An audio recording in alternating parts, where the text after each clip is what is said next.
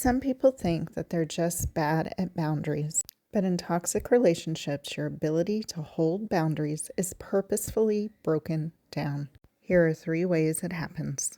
Guilt conditioning. You're made to feel selfish for having your own needs. Emotional escalation.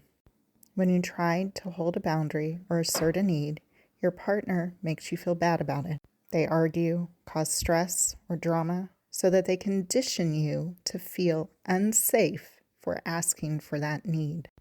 Inconsistency. Sometimes they follow the boundary, sometimes they don't. That keeps you stuck, hoping that things will improve and knowing the potential if it did. So it's not that you don't have boundaries, it's that your nervous system has learned that it's unsafe to assert them. Rebuilding your boundaries isn't about communication. It's about teaching your body that it's safe to ask for what you need. And that's something you can learn step by step.